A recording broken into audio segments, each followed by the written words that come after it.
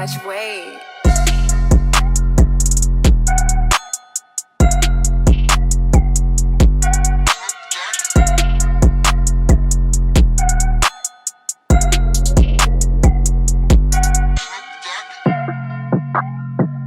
Chanel, I have a question. What's up?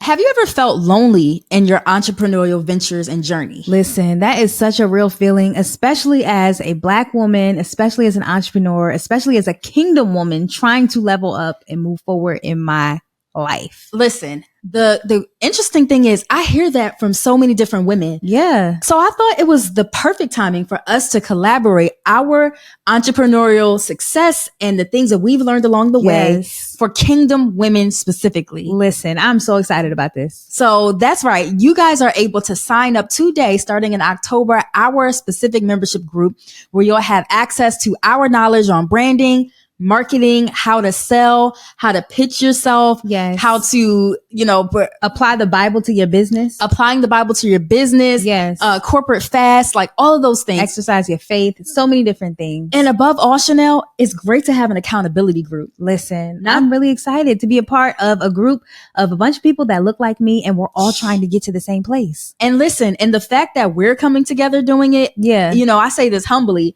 I've been thriving in full-time entrepreneurship for some years now. Yeah. You've generated millions for the sports industry. Yes. We have so many different skill sets that we're going to offer. Yeah. We're two separate powerhouses and we're coming together to build this membership for you all. Not only from a business and physical, natural standpoint, but also a spiritual standpoint. Yes. I can't wait to get into the word I'm excited. Entrepreneurship. I'm excited. The word and entrepreneurship together, Chanel. Listen. In a membership group. Listen. Girl.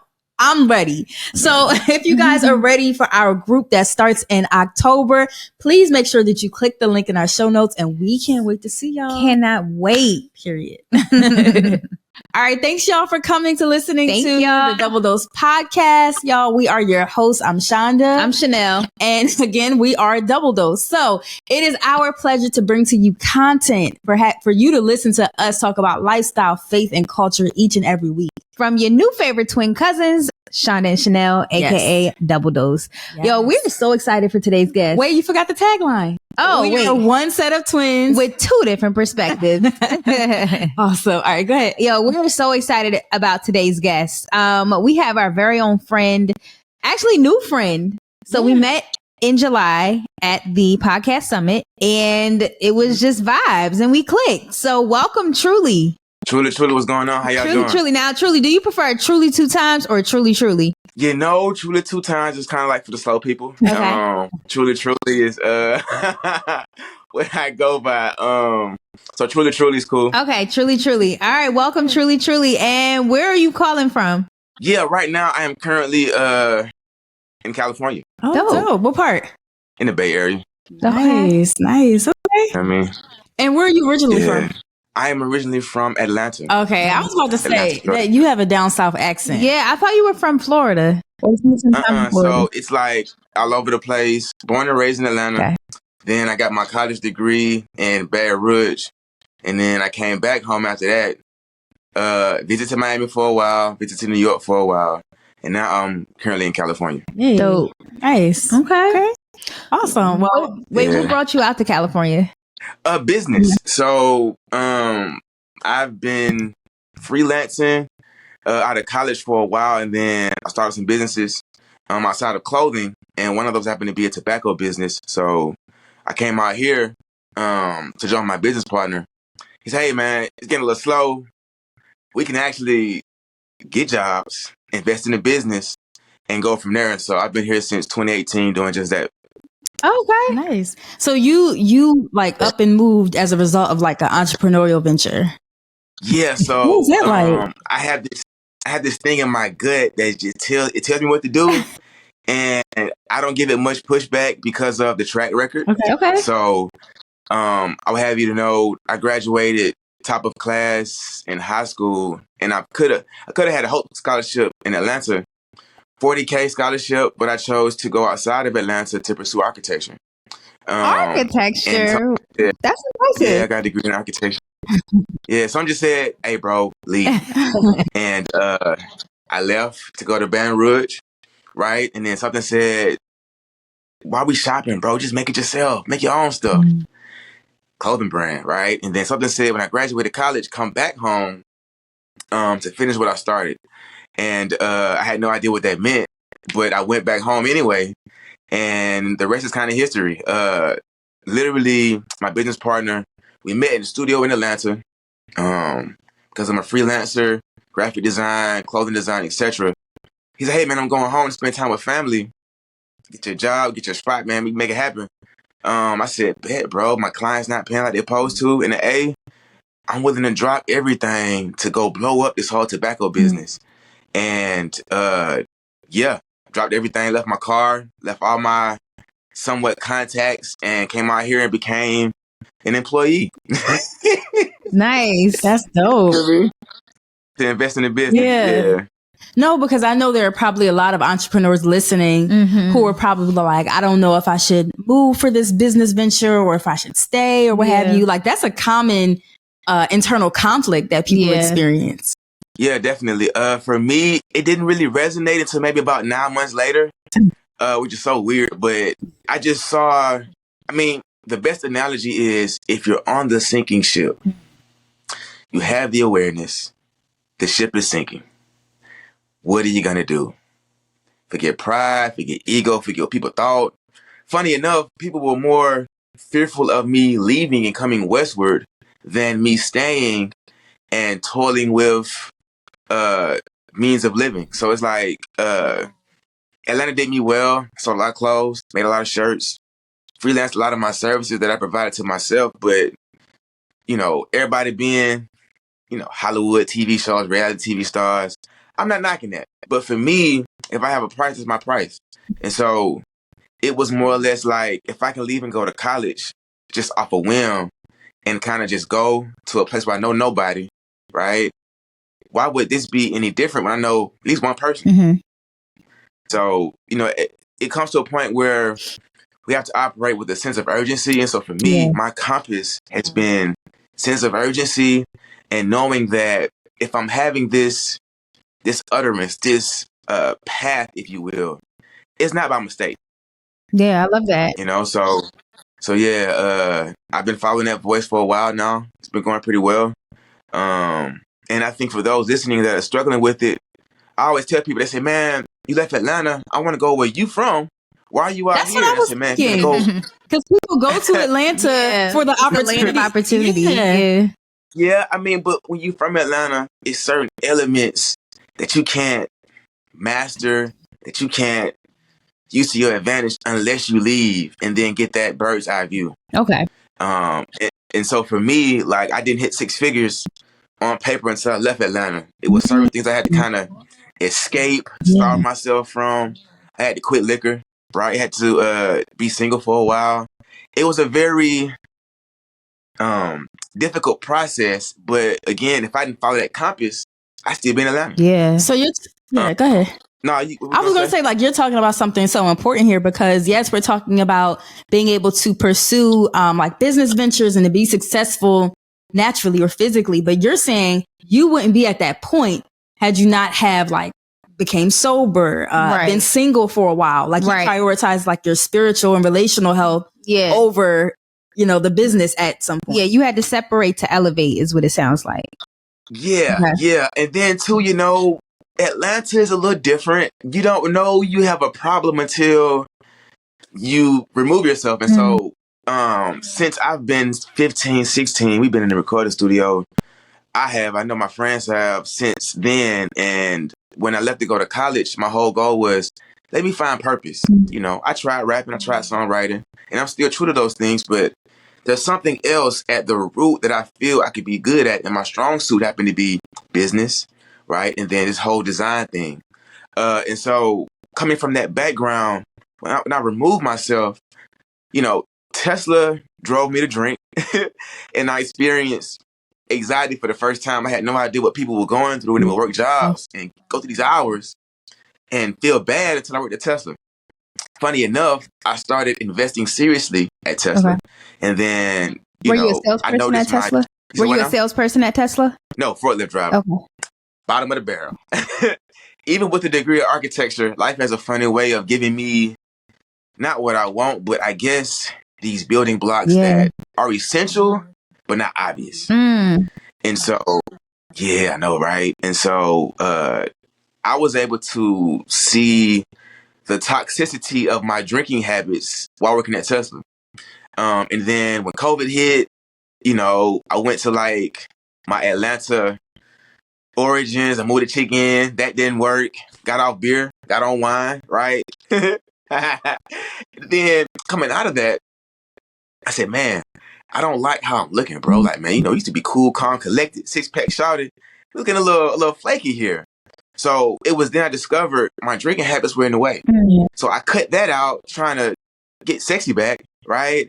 I regained clarity, doubled my income. Wow. When I doubled my income, I said, okay, cool. We done dropped one thing. Let's try abstinence for a while, man. So 11 months, 22 days later, we hit 6 figures for the year.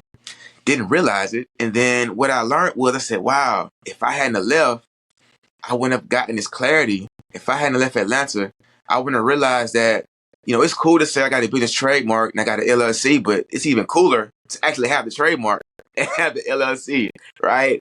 COVID hit, we started getting grants coming in. And so now I'm at a place where I've made a lot of money, which is great. But now it's about how can we manage money? How can we deploy money? And then how can we scale to kind of have something to show for? When I met y'all weeks ago, the past 9-12 months have been revolutionary because for 10 years, I've had a streetwear brand. But for 9 to 12 months, I've been walking into a luxury brand, right? As my mom would have it, since I've been 6 years old, I've been helping people and coaching my classmates. It wasn't until last year I decided to say, okay, I'm a coach.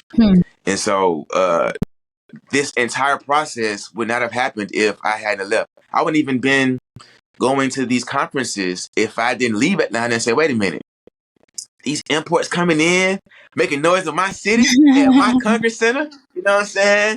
Down the street from my stomping grounds, and I'm not there getting this value. So that's kind of how everything snowballed. I love that. And you touched on so many different key parts there. One question that I had out of all of that is, and thank you so much for your transparency. I would love to know, like, how do you define yourself, right? Like when you first introduced yourself to us, you said you, or like even just now, you just said you were a coach. So like who is truly, like, what do you do? Okay, cool. Let's itemize it. All right. I know it's layers. So on an energy level, I love to self-express. I'm a self-expressionist, right? In terms of overhead and paying bills, I got 2 jobs, right? In terms of the business sense and me as a person, that thing that I would do if money wasn't an issue. Clothing designer, podcaster, 5-time author. 5 times? And then, yeah, we got 5 books. We got 5 books. We got 1. Oh, wow. Wait, what are the titles as you show them on the screen? All right, cool. Let's make sure we got all of them in my hand. Okay, cool. So we have How to Do More of Your Time, Time Management for College Students. I love it. I've been procrastinating my whole life, so this is the cheat sheet right here. We just got 2 jobs, y'all. That's it. 6-figure confidence, right? Mindset and actionable steps for those that want to get 6-figure confidence in order to make the 6 figures. So wait, hold on. Can we go back to that cover? On that cover, It says 108,246. What's that number? So I remember I said earlier, 11 months, 22 days. Okay. From activity to activity. I debuted this jacket at Milano de Rouge's fashion show. Yeah. That was all in November. Now, when I got back from the trip, I said, man, let me check my banking account, see what's going on. I was like, bro, wait. Where does money come from, dog? I know we manifesting, but I don't get it. And so I had to go do the math. You feel me? So I said, man, you know what? I love my people, but my people love receipts. So let me put let me just go ahead and get it out the way and put this in red on the front. So that's where the number comes from. This is one calendar year from November to November. So November 2021, I had the utterance to go for it, right? Get 2 jobs, double up. And then November 2022 is when I realized you did it, bro. Wow. Right? So it's special. So you broke that 108,000 through your fashion brand? No, it's from 2 jobs. From 2 jobs. Okay. Wow. Yep. Instant confidence for the shy individual. Okay. And you got your face plastered on that one. Big smile. Yeah. This is a smaller version of this. Okay. Cool. The Millionaire Me. All right. Now, this is actually my first ebook / printed book in life. The original title was 53 Quotes to Live By. And then I said, man, okay, this is a couple of Miami trips later. Let's give it a facelift. And so I retitled it the Millionaire Me, primarily because these quotes that I live by, when I study high level individuals, they're heavy on mindset. Yeah. And these 53 quotes have shaped my mindset. So I thought that I would, do that. And then the last one, probably my favorite out of all of them, is 18 ways to lose money with the clothing brand. Wow. And then I highlight, notice we said 2018, I've been in California. So from 2018 to now, I haven't had that many sales in my clothing business. Okay. Right? Now, what's so fun is this. Prior to 2018, it was sales first, then develop systems. 2018 onward, it's let me develop systems to drive sales. Yeah. Where I said, man, I'm getting 30 an hour, some jobs. I'm getting $100, couple $100 here, freelancing. Like, to sell the shirt at $50 and then go make it. It's cool, bro, but it's not holding my attention. We got rings and things, watches, rented cars, lifestyle, expensive garments. Like, bro, I'm not buying a $50 t-shirt. So, the thing about my clothing brand, I always want it to mirror where I am in life. Okay. Yeah. Right? And so if I'm walking into this premium lifestyle, I need to be okay with embracing a premium brand. Mm-hmm. So, it went from truly streetwear, right? Lifestyle clothing brand to truly fashion house. Mm. So now I'm not going to force the sale because it's a lifestyle thing. It's like, whether you buy it or not, the shirt is still $500. You know what I mean? And what was so awesome about when I met you all was that event was the first time I've sold shirts at $100 price point. Oh, okay. Wow. Yeah, so I was stunting. So did you have it was 500 online. You had a vendor booth? No. Oh. No, this was all energy. Now I've vended previously, right? In my past, I would do Essence Fest, etc. But these last couple events, it's been, guerrilla warfare, man. As long as it's with you, we Gucci. Even I did Invest Fest a couple weeks ago, and there are a lot of vacant booths at Invest Fest. Really? So we took advantage. Not you. What does it mean? Not you stealing. Can you break down what that means? So listen, so my background in vending is, if the vending booth costs $2,000, if you can't afford to invest in the $2,000 and then make the $2,000 back plus some, sometimes just go with what you got, right? And for Invest Fest, for Podcast Summit, hey man, I got 15 shirts. I got 20 shirts that I just did last night in a hotel room. Like, man, I ain't got no time for no booth. And then, for me, it's about sense of urgency. Like, a month prior to the event, or 2 months or 3 months prior, it wasn't on my mind to even vend. So, these conferences and these events, I've been very honest with myself and adding on layers, peeling back layers. My first events last year, I came into the game. I presented myself as a crypto coach because I just did like 15,000 in crypto in 45 days. And then I did, I had my clothing brand, but I only focused on crypto.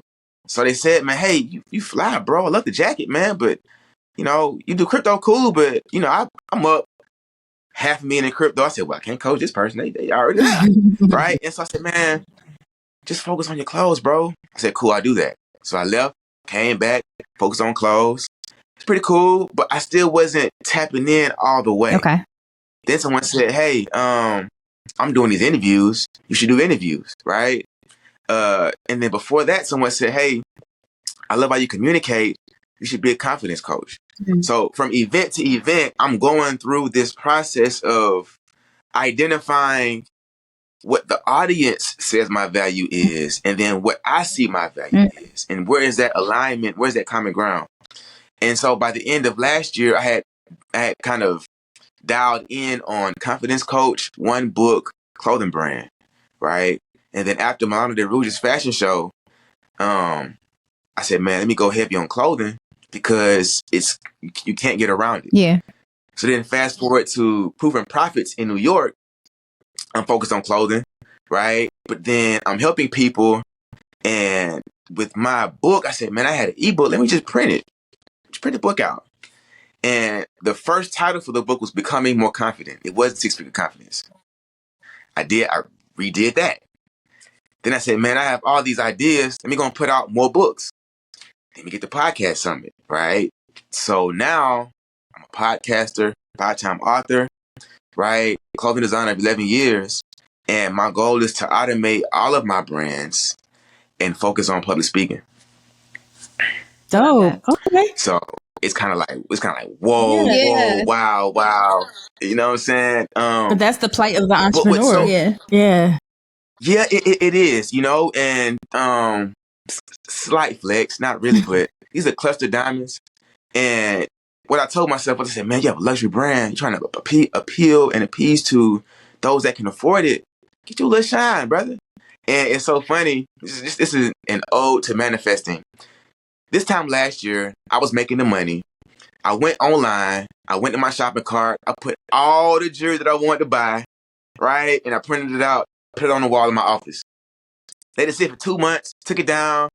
Man, you're not going out. You don't need it. And then a year later, we have it. Now, last year I could buy what I bought times 5.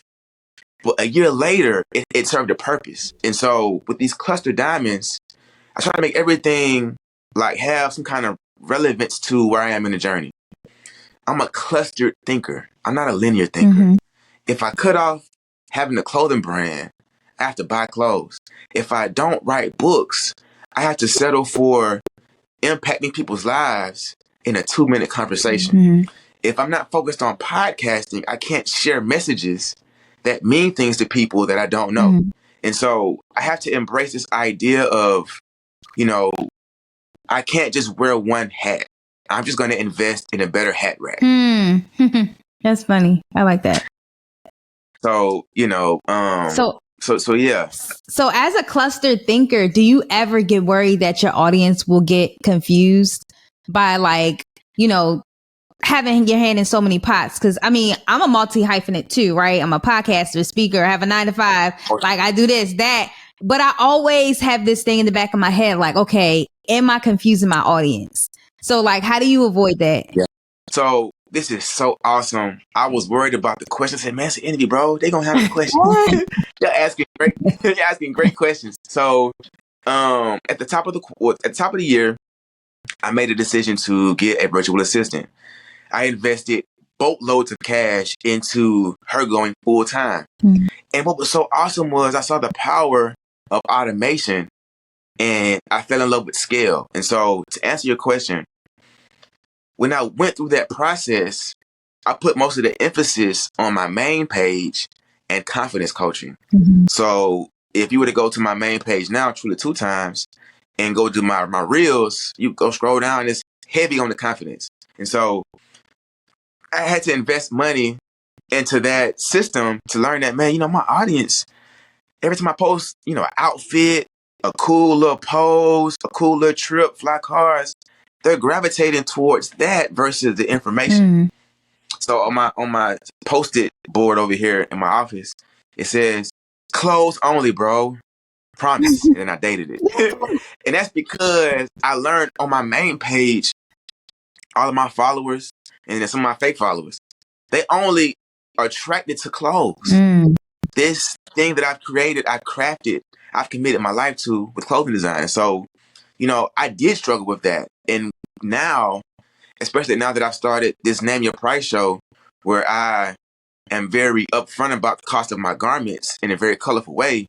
I've now deviated that to its own Instagram page. And so I have struggled with that probably since 2018. I mean, when I worked at Tesla in 2018, I started doing the quotes, and it started getting some traction and some feedback, but nothing really heavy.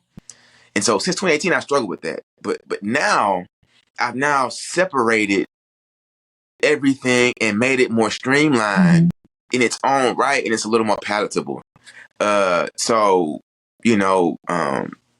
different parts of the brain fire off different parts of our reality, right?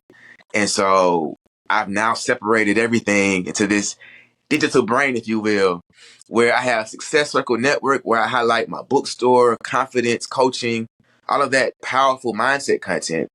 I have Truly Two Times, where I'm totally engulfed in clothing design, teaching others to monetize as they are, and my clothing brand. And then I have Matthias Truly as my author speaker component, right? Where it's not such a hassle. I can hire my VA to focus on Success Circle Network. I can schedule my personal page. I can schedule my public speaking page. And now, to my audience that's been so faithful, or my new audiences, I got to worry about it. So to answer your question, yes and yes. And then the hack is separate those things. Create, like I said, the digital footprint or the digital brain where every faculty has its own space. I think that's so smart because, like we said, people do have the tendency to get confused about, unfortunately, like if an entrepreneur is involved in this and that, because I experienced that myself. So that's what's been your experience with that? Well, just like people asking, well, I didn't know you had 2 podcasts. I didn't know. Oh, yes. You know, I didn't know you actually public speak. I didn't know that are you still practicing? Like, I do all of these things, y'all. Like, it's not either or. I'm still like very much a multi-hyphenate entrepreneur. So I think that's why it's important to kind of continue to kind of put yourself out there as all of those things so that people can be aware of the things that you have to offer. Love that. Yeah. Question for you though. So you're a confidence coach. You have a part of your brand, a part of when people think, who is truly like confidence is one thing that they think. So I'm wondering, like, what would you say are some tips to building confidence for the entrepreneur? It's a good question. Okay. So I'm actually, and I just learned this, I'm going to pull from my book, Instant Confidence for the Shy Individual. Okay. They got all the sauce in here. Okay. What do you mean you just learned this?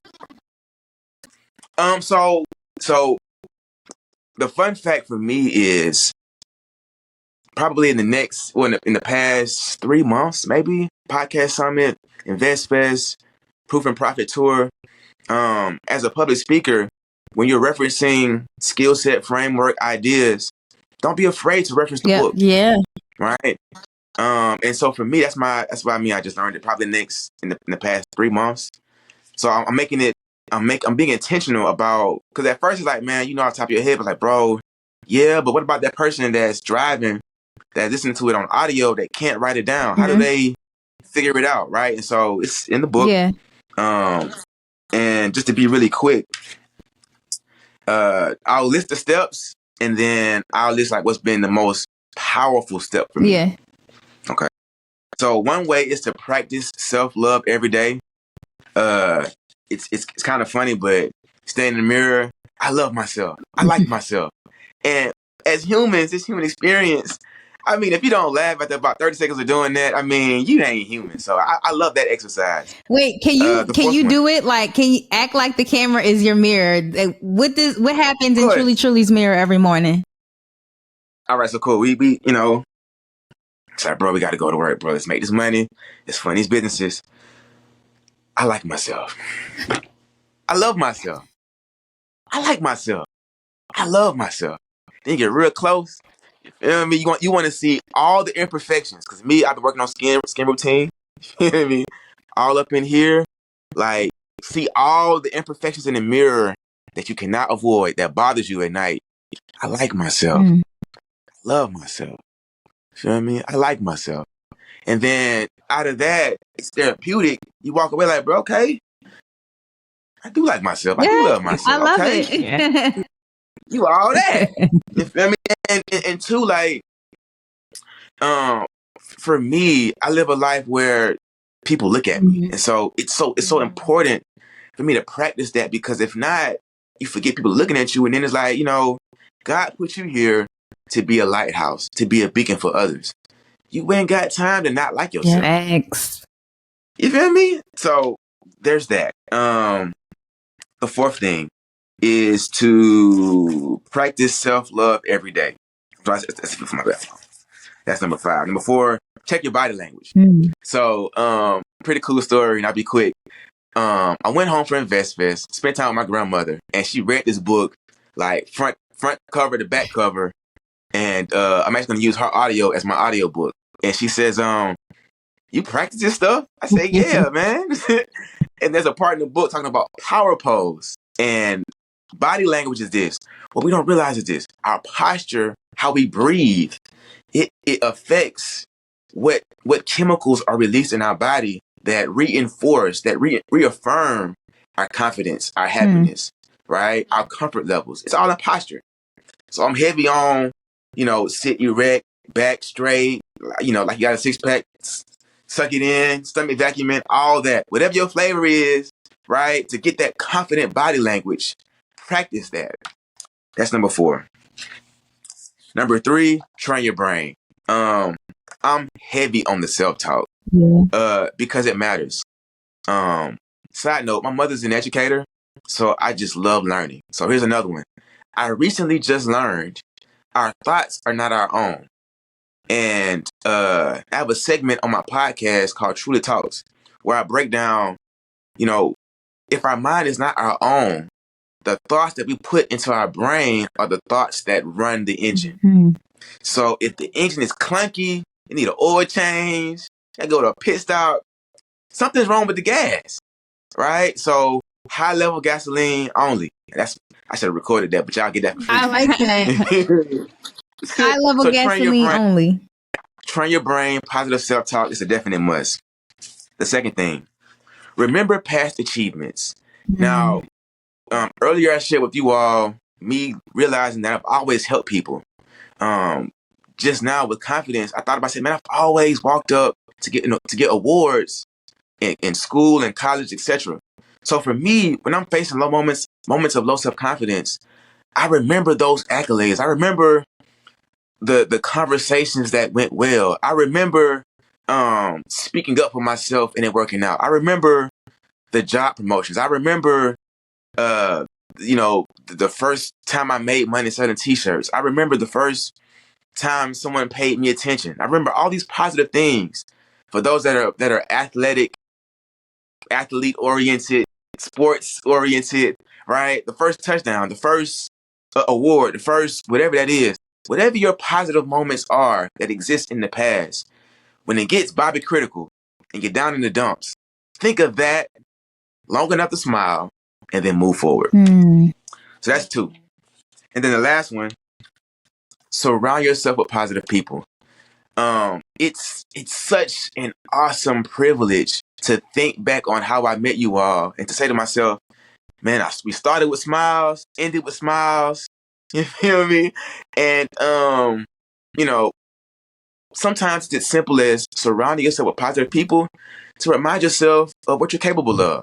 I have certain friends that say, man, I can't do it, but you've done it consistently, so you can do it. If anybody can do it, you can do it.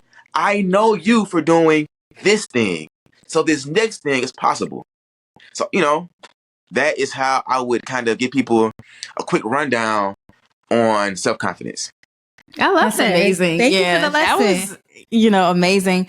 I feel like that was like the perfect plug though for your book. So for all the listeners out there who are struggling with entrepreneurship and business and confidence in entrepreneurship, like y'all need to get Truly's book because I promise you, like it's more tips than that. So if that blessed you, then they should definitely get it.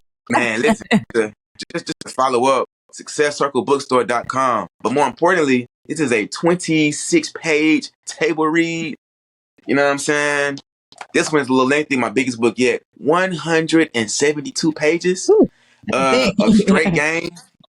I highlight all my mistakes. I love So that. side note, with this book and even being a coach, I said, man, and y'all give me some feedback. Let me know if I'm wrong about this, but there's so many of us highlighting how much money we've made, how successful we have been, and how seductive it can sound. Hey man, they made some money. Let me go listen to them. I want to highlight all the mistakes because I don't know how many of us are afraid to admit when sales are slow. But for me, so much of my transformation has been when the Shopify was dry. Yeah. When the account is red and everything is declined. When you're down to your last $40 and they go to some automated social media app to keep the image up. You feel me? This book is for that. You feel me? 18 mistakes that guarantee success. So yeah. No, I'm here for it. I 100% lean into that. So I wrote a book of my own called The Art of Taking L's. And it basically just highlights the fact that success is on the other side of failure. So I agree that we glamorize things, especially on social media, but it's very rare that you hear someone talk about their failures and mistakes, but the successes are found in the failures and mistakes. Exactly. So we need to talk about it more. Exactly. I'm a firm believer. You can't experience success in its fullness until you have failed. Exactly. You can't experience like the success and everything that it has to offer and to really glean in it until you have failed, until you have, blew everything. Everything. Yeah, and I'll share a secret with you all. This is one of them secrets that you don't believe. Every mistake that I've made in business has made me money. Wow. So I created a shirt that I wore at the podcast summit. It says, problems are profitable, mistakes are marketable, experiences are teachable. So when I first got started with making clothes, I did everything by hand. And my first couple of clients was like, bro, my shirt's peeling, bro. I was like, all right, thank you. Noted. Then when I got to a space where I mastered that, my next thing was overpressing the shirt. And then I learned some customers don't see the mistakes that you make.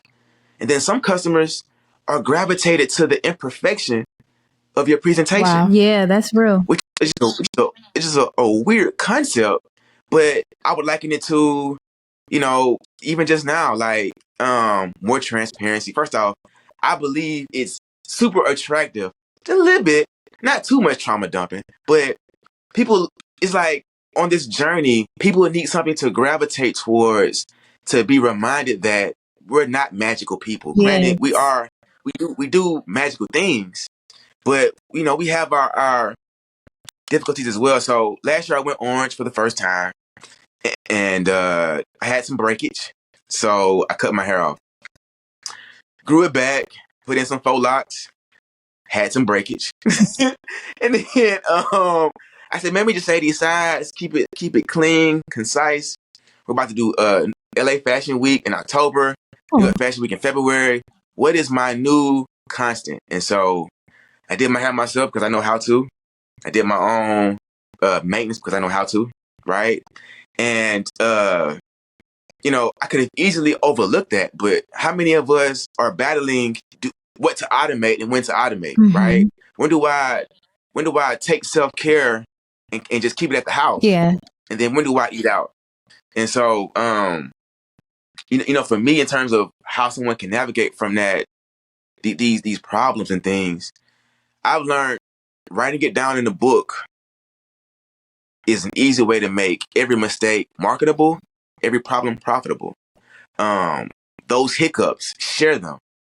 And then our moments of feeling low, when we overcome that, gift wrap that experience to share with others. It's amazing. I think that was the perfect advice to leave our audience with so that they can let it marinate and they can purchase that book because where was the website again? You said Success Circle? Yes, Success Circle Bookstore. Got it. Spelled out plainly. And then for those that want to, listen to my podcast. Yes. It's Monetize Your Lifestyle. Monetize Your Lifestyle with Truly Truly. And then YouTube is Success Circle Network with Matthias Truly. Love it. And Amazing. then I know we didn't get to really touch on your podcast like that, but in like a couple of sentences, what can people expect when they listen to your show? Yeah, cool. So with my podcast, it's literally like this, but a bunch of episodes. I speak on how I monetize my lifestyle. I offer ways for others to monetize their lifestyle. And if I could put it in one sentence, is this. The synopsis of my podcast is this. Whatever you need in life, buy a whole bunch of it, subtract what you need, and then sell the rest. So, we got to wear clothes. Wear your own clothes, whatever's left over. You got to use toiletries, beauty care products, all that. Either make your own or wholesale your own. Sell the rest on Amazon or get you a wish list. There's so many ways to itemize what we're already spending money on. That's right? facts. So that's every business that I have. My tobacco brand, I self-medicate, right? My women's apparel and footwear brand, I'm attracted to women, right? My clothing brand, you have to wear clothes in this life. You feel me? And then with my books and podcasting and public speaking, we're all here for a purpose. Yes. And my purpose, based on my numbers, is confidence through clothing. And then monetizing through lifestyle. Other podcasts are about, murder mysteries and crime and law. And in your case, other psychology and human relations. Mine is about how can I make money with what I'm already spending money on? What is that mindset? That is monetize your lifestyle with Truly Truly. Amazing. Love it. Amazing. So those of you who are listening to this podcast and you want to stay connected with Truly Truly, make sure you check out that website that is going to be highlighted in the show notes, and make sure that you check out his podcast. I promise you, it will be blessed. You will be blessed. Thank you so much, Truly Truly, for coming through. Thank you. Yes. Thank you all very well. For sure. Thank you very much for the opportunity. Yes, it was a pleasure. All right, y'all. Make sure y'all tune in next Friday for another episode of the Double Dose Podcast, brought to you by your favorite twins, Shonda and Chanel. All right, y'all. Have a great day.